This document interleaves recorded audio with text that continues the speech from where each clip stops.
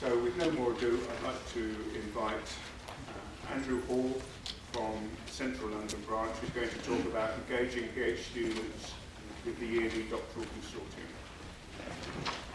Good afternoon. I'm afraid Andrew Hall couldn't come, so you're going to have to make do with Adrian. And Jeff Hillward. Right, how do we get this to work? We're seeing a magic hit happen. We've tried that one, it's not playing. Okay, this is in some other presentation, I think, isn't it? We're obviously in a slideshow of some sort, isn't it? So this is quite interesting, Adrian. Well, Don't want to scary slide.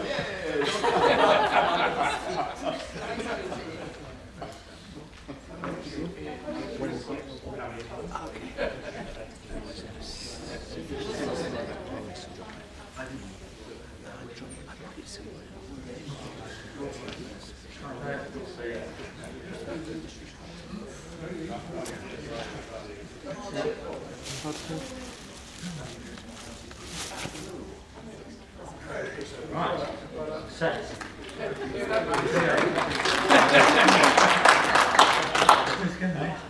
So obviously, the teaching of things like PowerPoint in schools is completely unnecessary.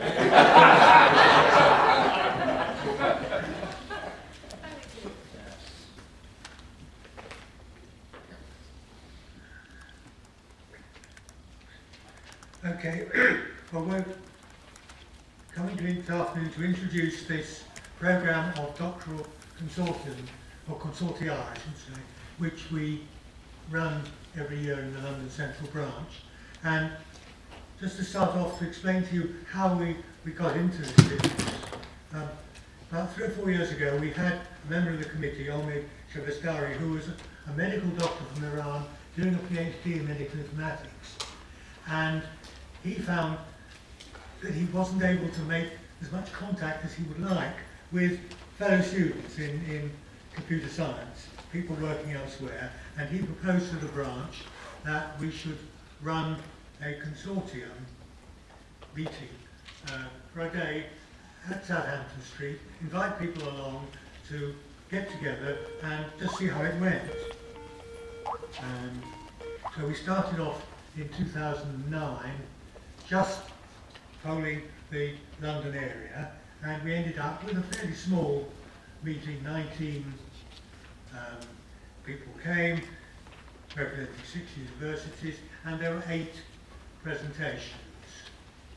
And we thought that was a reasonable start, and we then started to go national, and by 2012 we had 74 registrations, 21 presentations, and 29 universities. So, and we've also incorporated keynote addresses in to give people some view of the work of the BCS.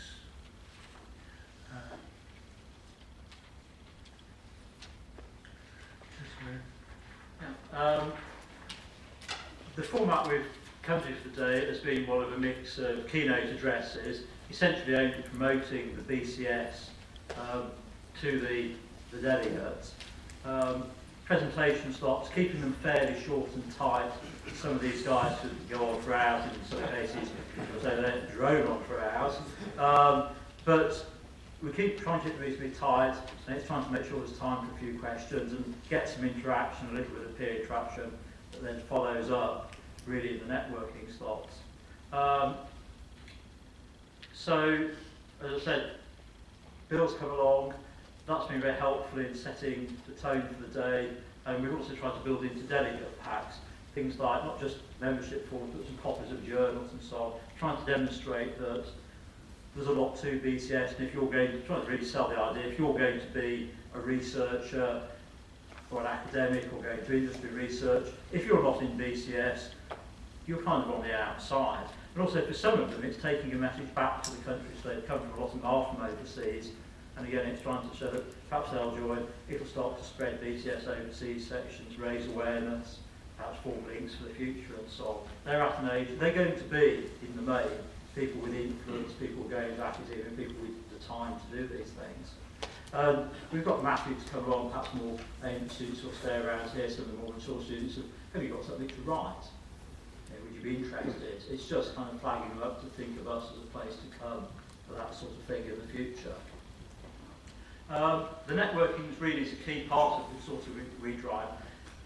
Lots of PhD students go to consortia conferences. They have to spend quite a bit of money to do it. Their departments will only allow them maybe to go to one. They get some feedback from professors in their specialist field and so on. It's almost a training course.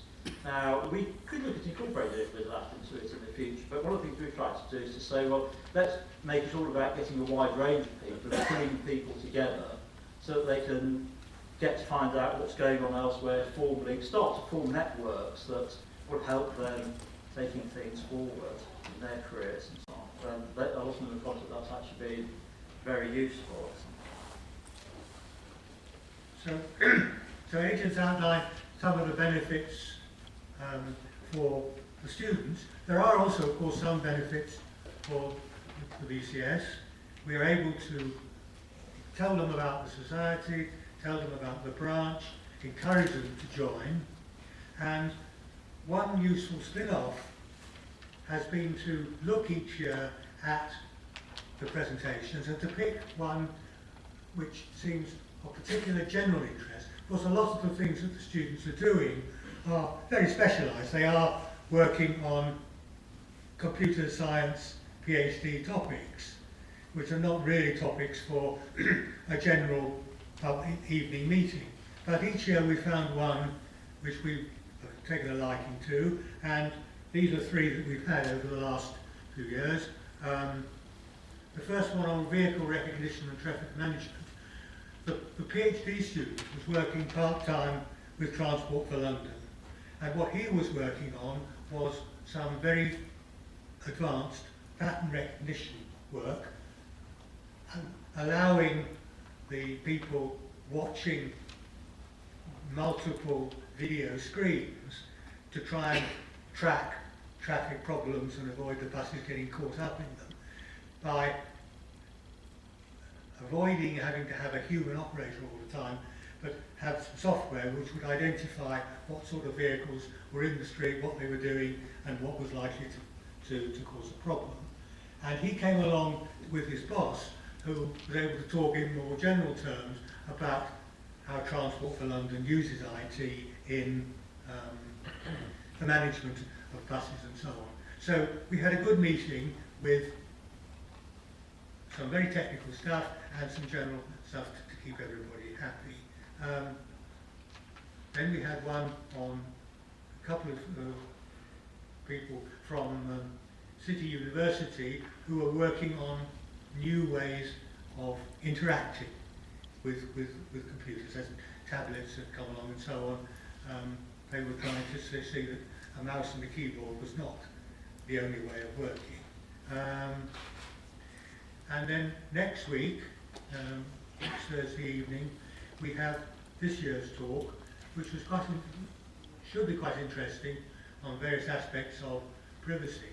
But what's also interesting about it is that the two people from UCL who came along to last year's consortium were both working in this area. But UCL being the size that it is, neither of them knew anything about the existence of the other. So we were able to introduce them to each other and persuade them to put together a presentation which they're going to give to us next week. And if anybody is interested, do log on to the London Central Branch website and register for the talk and come to Southampton Street a week today.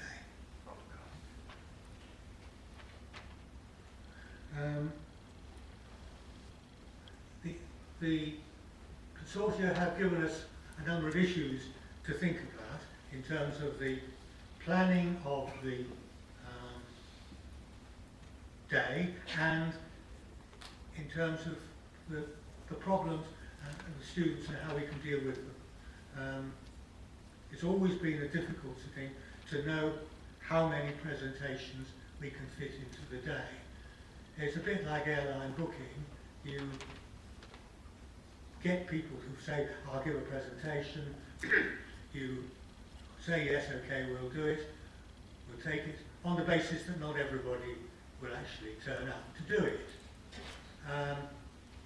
Last year, for example, in fact, we did rather stumble because everybody did turn up. So we had lots of presentations and not enough time for questions, which highlights what Adrian was saying, the importance of the networking time, because some of the students were upset that they didn't have enough time to answer questions, but at least during the breaks they were able to go and talk to the others, ask the questions they would have asked in plenary session. The other issues that have come up are concerned with the students themselves. It's very interesting that most of the students who ask to come to our consortia are overseas students. Whether this is a reflection of the population of postgraduate students in English universities, which might have funding, reasons behind it, I don't know. But they all come along, they all have reasonable presentation skills and would probably make extremely good presentations in their own language. But they do have problems in standing up in a rather nervous situation, giving a presentation in English about the work they're doing. Some of them, of course, are quite in early stages of their work. They're not entirely sure about how it's going, they're nervous, and it is difficult. We haven't really, not much we can do about that, except to try and maybe adjust the planning of the day to make this a little less of a problem for them. So, the last item on registration delegate conversion is really just what I said before, the problem of knowing how many people will turn up.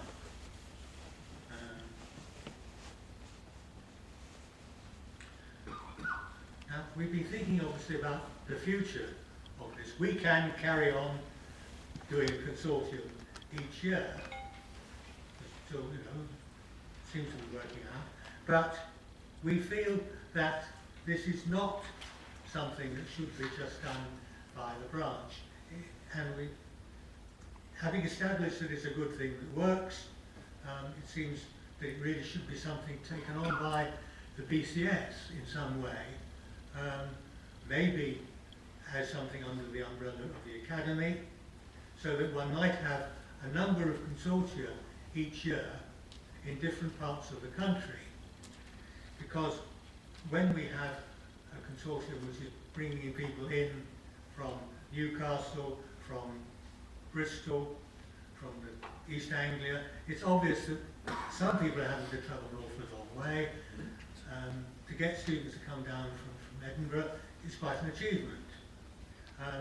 If there could be a number of consortia coordinated in such a way that we're not all inviting the same universities to send somebody, but that there are opportunities throughout the country for students to meet in this way, it could be something that will contribute very much to the aim of today, to interact between the society and students. I think one of the things we'd be interested in is to know whether any of you are running consortia yourselves, either through SGs or through branches. Do please get in touch. And any ideas you've had, some of the issues that Jess raised a little while ago, and we'd certainly welcome those sorts of comments, people who've done this before. And we're wondering whether we could expand the idea of this consortia, really to make a significant BCS sort of series of events through the year. So we have a coordinated programme, maybe with a bigger profile, that really aims to research, to reach into that research community, whether it's worthwhile doing something like that, or whether perhaps BCS feels that it's something that's reasonably well covered in other ways. But certainly we'd be interested in, or anyway, in taking a bit of a lead to catalyse that and getting it going, if there is thought to be some merit in doing that. So we're very interested to hear your comments. Do come and talk to me afterwards if you're there, or put in touch the person you think might want to come and talk to me about us. There, just a reminder of yeah, this is how you can register for this year. If you want to come along, you can pass along. Really, it's just to make the point that it's there on our website. You can just register, and the information is up there. And for presenters, it's just a case of downloading and filling in a form and trying to do a bit of screening to deal with some of the issues. That's us. That's the contact address. Do please get in touch with us if you'd like to. If you feel we could work together, we'd be very interested to hear from you. So. Adrian, thank you very much.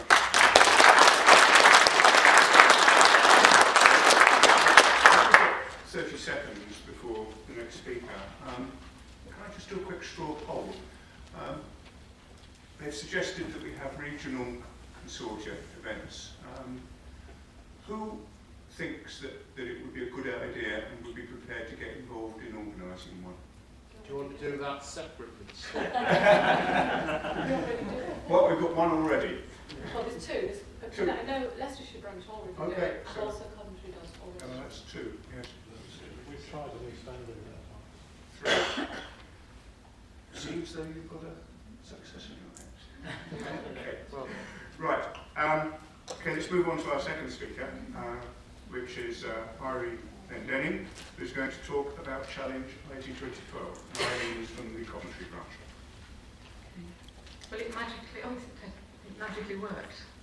Thank you very much. Thanks very much for inviting me to come along and talk about this. Challenge IT is a name that we gave our schools competition the last time we ran it, a year ago. And I'll explain why we've changed the name to Challenge IT. So I'm going to talk a little bit about the background to what gave rise to the competition. Then I'll talk about the Challenge IT competition that we ran in 2012. And actually the final event for that competition was almost exactly a year ago. And then I'll talk about a little bit about the related activities that we run. And finally I'll talk about the competition that we're going to stage that's just been launched this year, that will take place in a year's time. So, we started off something like 2002, 2003. The Coventry branch decided to run some kind of a schools competition. And the debate was around at that time whether we wanted to run a programming competition, whether we wanted to look for a kind of, find the best in class of, you know, that kind of thing, or whether we wanted to run something that was more inclusive. And so the motivation behind why we wanted to run the competition was the driving factor, and that stayed the same since that time. We decided we didn't want a milliliters competition. We weren't interested in finding the best people. We wanted to run a competition to try and encourage participation. And that's at the root of everything that we've done, and that's quite important that you understand that before we start. We found out that the Oxfordshire branch had been running successful competitions with a similar kind of theme to the one we were interested in for a few years. So I went along and I took a colleague along for the second year, and we looked at the way that the Oxfordshire branch had been running their competition. Is there anyone here from Oxfordshire? I haven't noticed anyone that I know. They were very helpful, and they guided us, they took us through what they'd done. And based on what we learned from them, we had a couple of abortive attempts at setting up a competition that we didn't get enough people registered to run it. And we ran our first successful competition in 2005. And I'll tell you about the format that's developed from there. But basically it was a year-long competition. So it started in September of the school year, and then we had a final event in June of the same academic year. And we've been running the 2-year competitions ever since. So we've staged several competitions. And it has evolved a little bit over the years, and we had a radical change in 2012, which I'll tell you about in a minute. But the other thing that was going on in the background is that to run a schools competition, you have to build, if you like, a constituency. You have to build a network of advisors, you have to build a network of sponsors, and you have to build a network of schools and teachers who are interested in what you're doing. And if you run it successfully, then that network will grow. And that's what we've done. But it has been very largely thanks to the advice and the help that we had from the Oxford branch to begin with. And we've also passed our knowledge onto other branches. And we're working with the USA branch, a big branch, and we've also worked with the Jersey branch as well and tried to kind of advise them a little bit as well.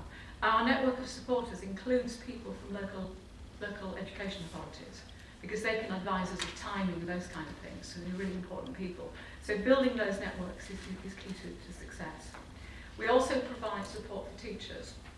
And the first couple of times we ran the competitions, the teachers were happy to come out to events that we ran for them, supporting events and so on. And this is pre-computing at schools, this is pre-class, we did all this. But in recent years, teachers are finding it increasingly hard to get out of schools. So what we've been doing is, the last 3 occasions, we're putting on, in the year that we don't run a competition, because it takes more than a year to organise a competition, the way that we do it. So we only run the competition every 2 years. But in the year that we don't run the competition, we've been putting on a teachers' conference. And that is in the June of that year, and that launches the next competition. So that's kind of tied in with the competition. So the next competition will be launching in June, on June 27th, 2013, and that will be the start of the 2013 to 14 competition. So that's how it's all tied in. And that conference is for the teachers. It's like a kind of seminar day where we have lots of interesting events going on, and I'll say a little bit more about that at the end if I have time. The reason we changed the title the last time we ran it is that we decided to extend it so that it's not just schools, also to extend it to youth groups, because we thought that was quite a valuable thing to do, and we're glad we did that. And also computing at school now exists, so very involved in what we do. So this is a competition. I don't expect you to read all the aims, but we started off with this list of very noble aims of things we wanted to do. It's an inclusive competition. It's got sort of community aims and objectives in there as well. Sort of to promote the work of the BCS, but also to involve the local community. And through it, we have a very, very strong link now with lots and lots of local schools. So when we wanted to set up our CAS hub, our CAS teachers hub in the area, we already had a ready-made network. And so we had a successful hub before we started. And actually, I like to claim that we predate the CAS hub. We had a hub before CAS existed. So we started off with our aims and objectives, and we built those and modified those as time's gone on. So the format of the competition, we changed the formatting, as I said, in the last time around 11 to 12. And the previous competition, we just had it as a web-based application or a website. And we decided, after the first few rounds, we decided that was a little bit old hat, and we extended it slightly. So the last time we ran, we had web-based animation or a website. We left that in because some of the schools still wanted to do that. We put in a digital animation in there, which could be run on Scratch or on any other technology they wanted to do. And we put in the design for a mobile phone app. We deliberately said design so that anyone who didn't have access to the skills to develop the app wouldn't be excluded from entering. And the other thing we did with that competition is we took away the age bands, we took away the age categories, and the competition is for 11 to 19-year-olds, it's a secondary age. We took away the age bands because we found that the more interesting entries came from the younger kids anyway, and it actually didn't matter. But we left the age band in for post-16, so the sixth form post-16 categories were separate, because we had very few entries from them in the past. Now, when we ran the competition before, we ran from September to June, and we did the judging offline, so they sent us all their applications or their software or whatever, and their documentation, and then we judged it in huddles around between kind of April and June, and then we invited them in and presented prizes. What we decided, lots of reasons why, I won't go into that now, but we decided that we'd do away with that judging, and we'd actually bring the final date forward and have that during National Science and Engineering Week. So we had it in National Science and Engineering Week in March last year, and we did the judging on the day. We had live judging on the day. So it was a more difficult competition to organise than the previous in some ways, because everything rested on that last day. was all, you know, it was a really big scary thing for me as the kind of leader and the organiser of it, because there was all the technology involved and apart from the kind of logistics of getting lots of things together. But it also meant that we had a chance to actually look at the things live running as the kids intended them to be, and they had to defend the things that they'd done. So, yes, okay, so I'm running out of time. So that was a cycle there. I hope you'll have access to these slides so you'll be able to look at the detail. So as a result of that, we had the final event last year ago. What we found was we got many more schools entering, and particularly, you'll see from the numbers there, the post-16 group were the largest group, and that hadn't happened before. We had something like 20 16s turned up on the day, which is big, really mega, and it was a really fantastic day. Roger came along and was one of the judges, and we had lots of things I could say. I'm running out of time, so I'm going to have to move along. I'd quite like to click on some photos just to give you a feel for what it's like, but I'm not sure whether we're connected. I'm running out of time, so I'm going to leave it. If you've got a chance to look, there are some photo montages there of the final event. We also did lots and lots of evaluation. These are the sponsors, the two columns, long names and short names. You see lots, and the sponsors provide prizes, but they also provide lots of other help and support as well. So you have to sort of build up all your sponsors. But the main funding came from BCS. And we did an evaluation. Most of the evaluation is about the final event, but actually there was lots of evaluation for the whole of the run of the competition as well. It was largely very positive. And the judges came in and they all had to wear funny hats. We did a video for the judges so that we could actually train the judges on what we wanted them to do beforehand. So that was quite useful to have that. I think people quite liked that. And we produced a series of newsletters as the competition progressed, and we're going to be doing that next year. So I'm just going to flick through those. So this what we're going to do in the competition that we're just launching now for the final will be in a year's time, is we've got slightly more categories. So we've got the old ones we had last time, but we're also going to put robotics in there. We may also have one, we've got some more funding from the Royal Academy, and we're probably going to put in a humanitarian engineering category in there as well as an extra prize. So we're looking at things, we're still designing and developing, more prizes and so on. And we're going to have more regular newsletters throughout the competition because they work really well. And they gave us a vehicle for talking to the teachers and the students throughout the competition. And I think that's about it. Lots more I could say. If anybody wants to know any more about it, I'm very happy to help. Very happy to come and talk to your branch if you're thinking about running a competition, not just about what went well, but also what, the kind of pitfalls and the things that don't work. Okay. Am I okay? Okay, Irene, thank you very much.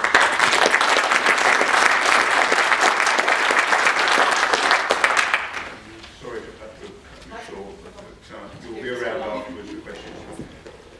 Our third speaker is someone who I'm sure is known to everybody here, Margaret, who's going to talk about how to improve the employability of young professionals and also touch on how to manage your career session. So it's very topical. Thank you. One of the things that we felt that we needed to do was to actually help people that are actually looking for jobs, whether it's their first job or maybe they've taken a 6-month placement post completing their degree and their placement, that period ended and they can't get another job, right up to the ones that are more mature professionals and again been made redundant. And the problem is that it's very difficult to get back in computing if you've been out for a amount of time. This also applies particularly to the young mothers because they will be out for anything between 1 to 5 years. And computing's moved on quite a bit of time in 5 years, if you sort of just think back 5 years. There's a lot of things that have been going on to help. The BCS Women, Berkshire Branch, etc. have been running CV clinics. We've had a sort of upgrading to charter status, CITP, CNG, CSI, URENG, FBCS. Again, those are very popular. In fact, we've got another one coming up in May. coping with redundancy and unemployment, laboratory ones for Second Life training, laboratory for LinkedIn, again very useful for actually trying to get jobs. And of course setting up your own business, which again ties in with the new specialist group. There's also 4 free-day upskilling courses that we've been running. There's been ones, say like the graduate scheme up north. We tried a graduate day in Hampshire. Again, the mock interviews, presentations, CVs. Very easy to get industry to volunteer to help. Very difficult to get the students to actually want to come along, whether they're new graduates or coming up into their final year. We ran a soft skill system day, and that again is very popular. Again, it's a matter of just polishing up the skills, because so much comes in with the interviews and how you present yourselves. Again, the people that we get to run these are basically mainly from industry, and they're looking at it from the industrial perspective of when they actually are recruiting. There's also technical upskilling courses. These are ones we've been running in Hampshire, the web, Java. Again, it's a way of keeping yourself up to date. When you talk about some of the people who lost their jobs that are waiting to try and find even first jobs, you're talking about a period of 18 months to 2 years typically. We had IT software management, one on Saturday. We wanted to actually limit it to 12 people. The number actually grew. We were persuaded to take 17. It was in Southampton. 3 of them came down from London. All but 4 of them were actually within their first year of actually being in industry, having completed their degree. Some of the other things that we've been running, wearing the quality SG hat, is a series of 1, 2 and 3 day free training courses up in London. These have been at BCS London by Tom Gill. And can I just actually mention Peter Lineker and Sophia? If you actually want to find out actually how to actually organise them, they're marvellous. They give you a lot of background information.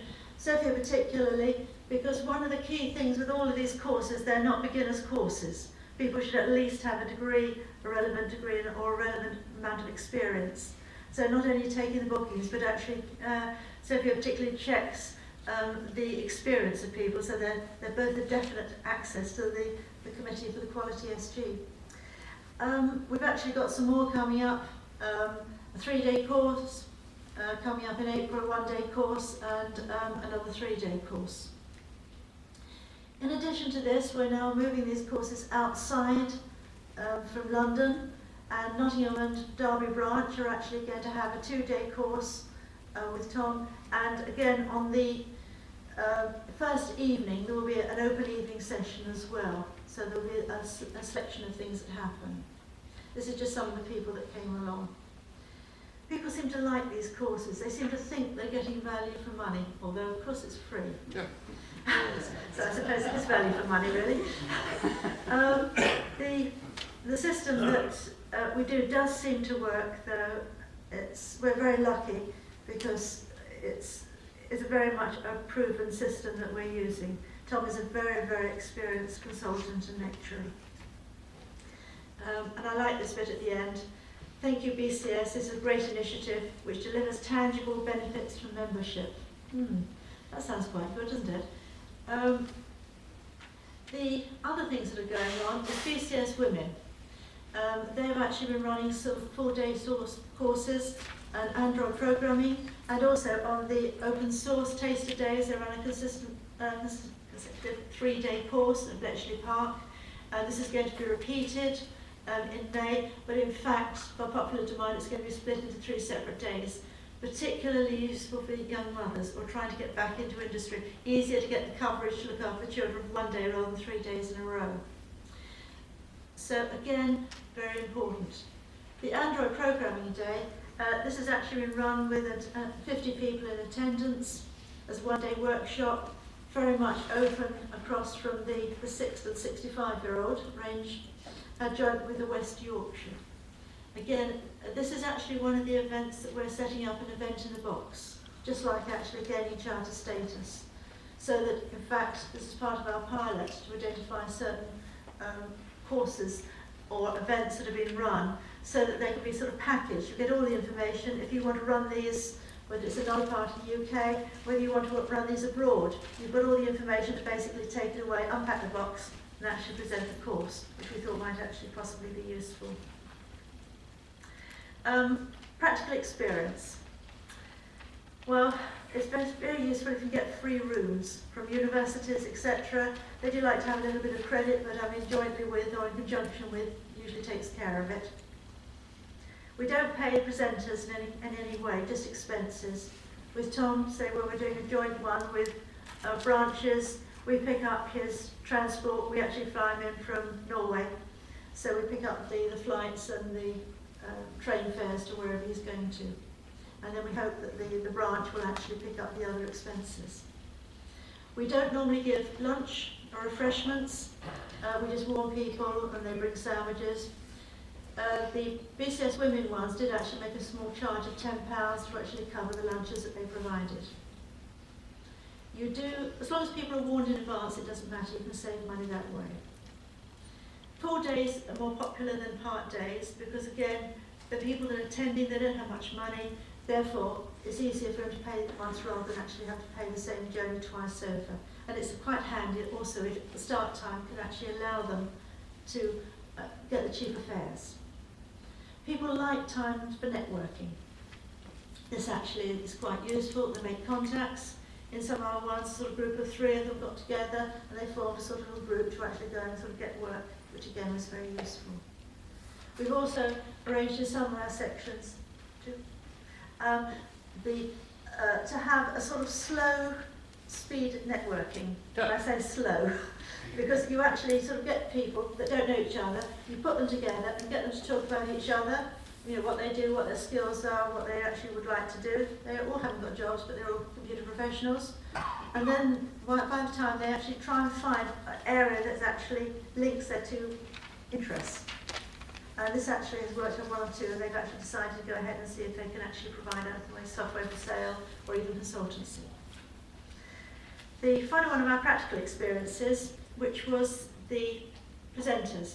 If you're going to do it, you have to just make sure that the presenters really there's no copyright issues. So again, this is actually one of the points you must check. People are very keen to actually present it, particularly coming in from industry. So that at the moment, not only the courses that we're currently running, but we've actually got 3 more presenters that are actually very keen to run other courses and other topics for us. If you're using laboratory ones, it's useful if it's ideally a lecturer that used to working in that particular laboratory in case there's any technical problems or weird and wonderful glitches that come up. So again, it solves problems. Locations, again, including parking is useful. People do travel. I mean, for the Tom Guild ones, we actually did have people coming from Scotland, Scandinavia, and previously we've had them from coming in, flying in from Poland and Germany, specifically from. We nearly had somebody coming from the States, but that was, you remember that big tornado? They weren't allowed any planes to fly, but he'd actually arranged to come in specifically for the course and to go back. Last slide. Why do we think it's a good idea? Well, when you talk to a lot of the people who've been out for a length of time, they're very isolated. If you're active within the BCS, you're in contact with other professionals, that's fine. But if you're not, there's a tremendous amount of isolation. You can't talk to your family about some of the problems and the fears that you have about technology, etc., getting away from you. It helps people. People have actually ended up getting jobs afterwards as a result of these, and it comes up with the carrying profile of the BCS. And I think really, one of the other comments says it all, really. Thank you.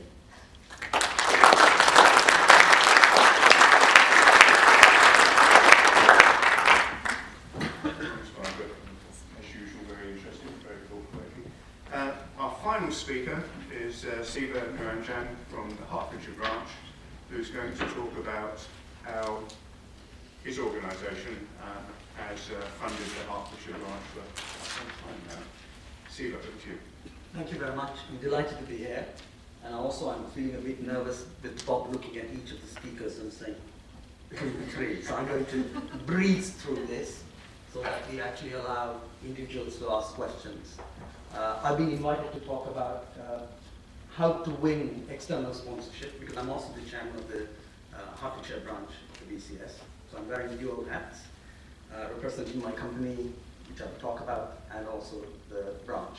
So what I'm going to do is not only winning, but also hanging on to the sponsorship for a period of time. And just an example, other branches may have done differently, but I'll just take you through our story. And if you have any questions, then I will take at the end. What I want to do is, in the 10 or 12 minutes allocated, not many of you would have heard about Steria. I just wanted to give a backdrop to the conversation of why they wanted to get involved. First, a little bit about them, then to give the how did the relationship start, and then to bring it to today, what does each party gain from it. So let me walk you through those. Steria. A 1.83 billion euro company based in 15 countries, around 20,000 employees. It's a French listed company.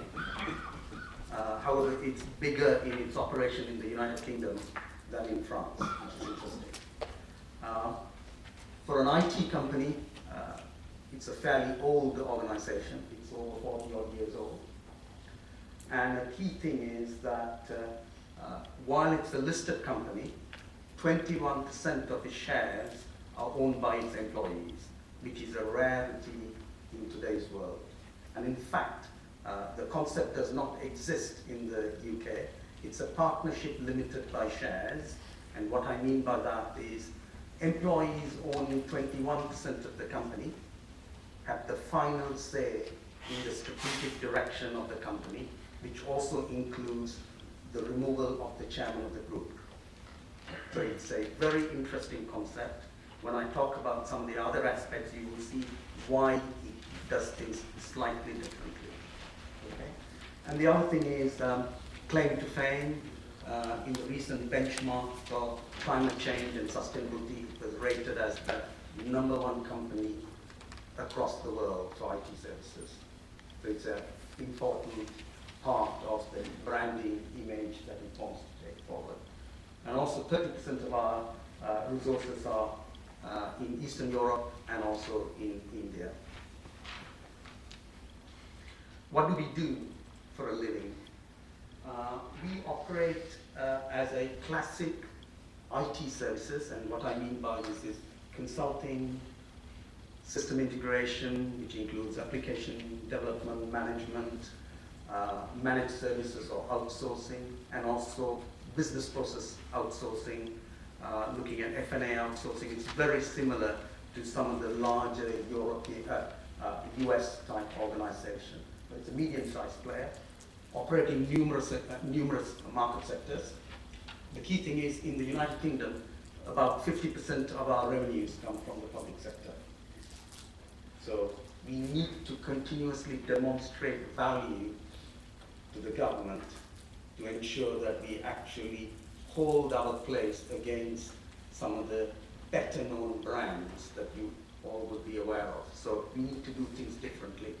In the UK, as I said, we are fairly large. In fact, the largest revenue comes from the UK, 735 million euro, and we have got just under 5,000 employees in 10 offices.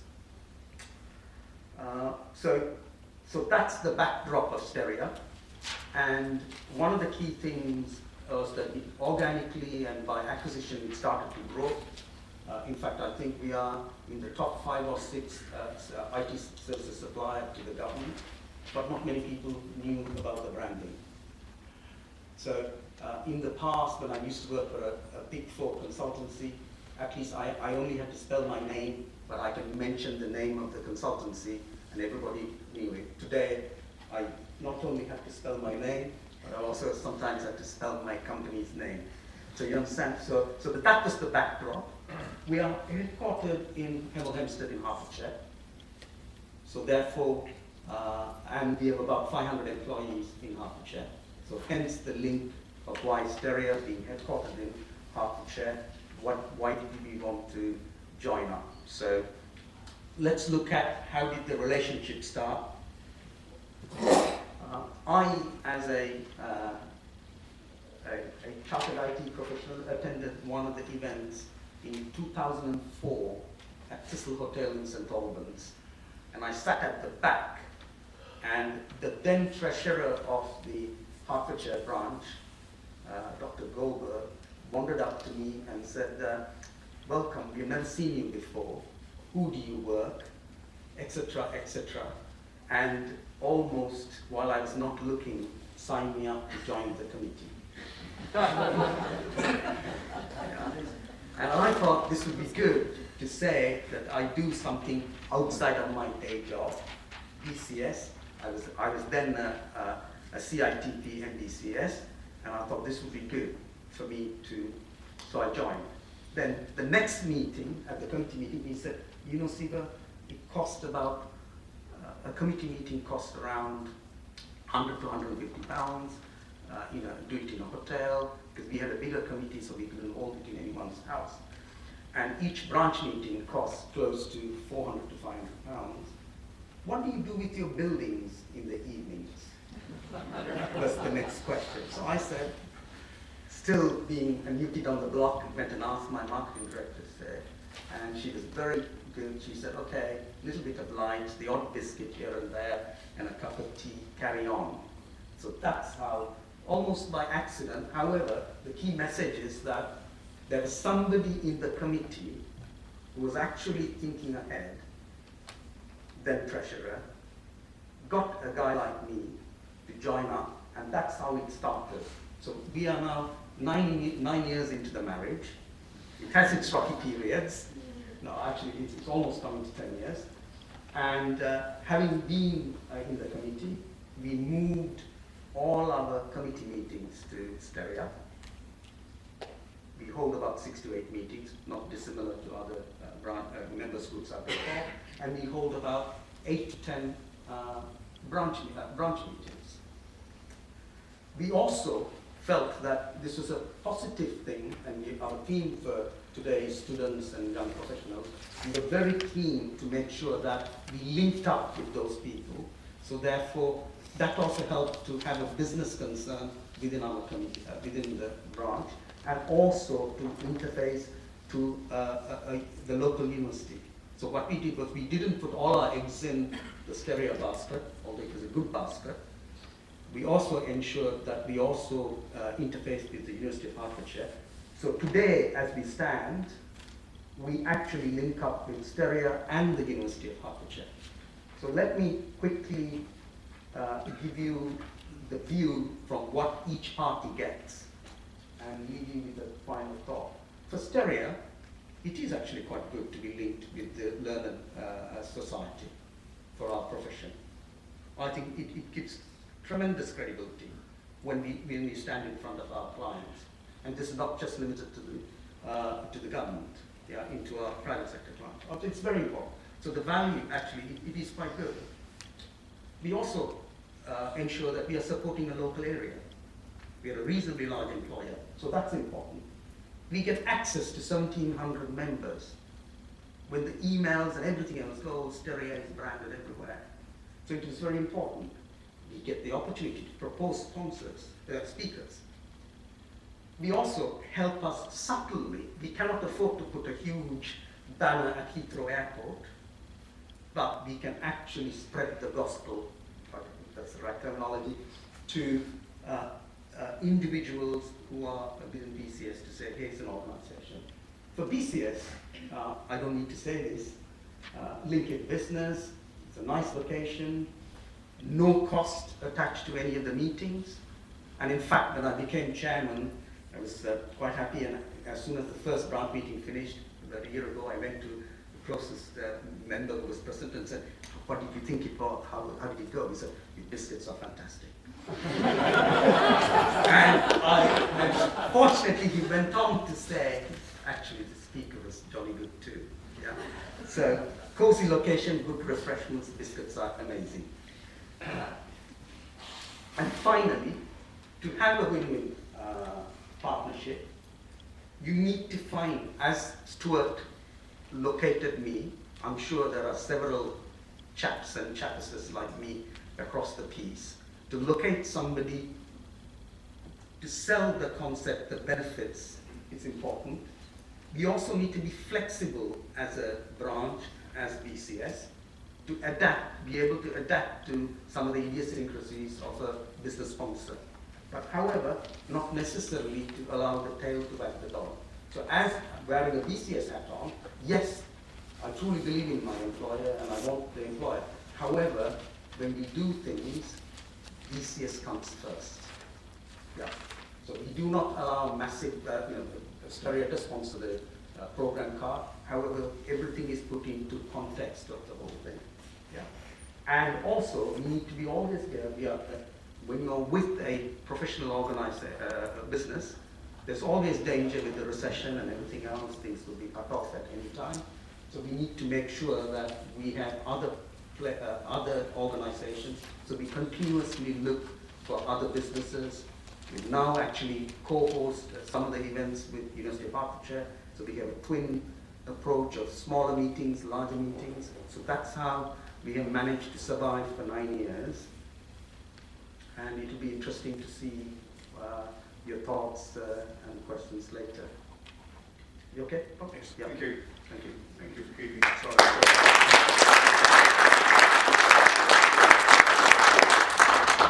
Have we got time for questions, Wendy? About two. About 2 questions. Anyone got any questions for any of the speakers? Clearly they've done an absolutely fantastic job in creating. Just one at the back. Sorry, I'll just shout. I think Margaret's talked